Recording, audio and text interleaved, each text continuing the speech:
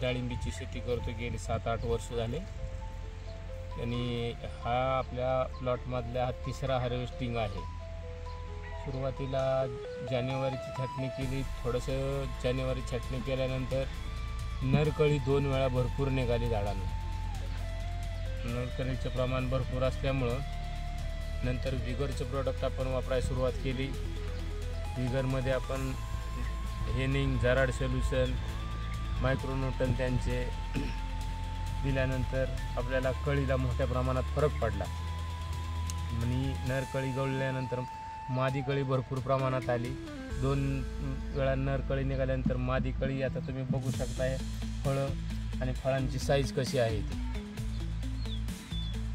आणि बोरॉन आपण खालून दिलं होतं सुरुवातीला, त्याच्यामुळं बाग एकसारखी फुटली। ड्रिपमधून आल्बर्ट सोल्युशन दिलं आणि वरून कॅलमॅक्स गोल्ड आणि DP98 ची फवारणी घेतली, त्याच्यामुळं मादी कळीला भरपूर प्रमाणात फरक पडला। नंतर आपण मायक्रोमॅक्स आणि 45चा स्प्रे दिला, त्याच्यात कळीची साईज चांगली मिळाली आणि मादी कळी चांगल्या प्रमाणात सेट झाली झाडाला। त्याच्यानंतर आपण कॅलमॅक्स गोल्ड आणि सिक्वेन्शियल 2चा स्प्रे घेतला, तर तो चांगल्या प्रमाणात आपल्याला साईजला फरक पडला, कलरला फरक पडला।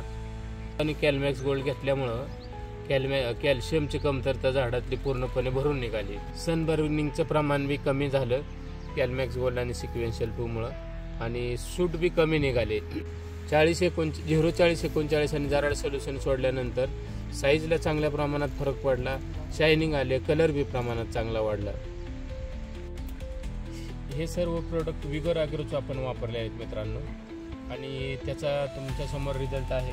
विगर ॲग्रोचे प्रोडक्ट्स तुम्ही सगळ्यांनी वापरावेत आणि हे प्रोडक्ट आपण महाराष्ट्र ॲग्रो फलटण कुंभारराजे यांच्यातून सर्व खरेदी केलेले आहे।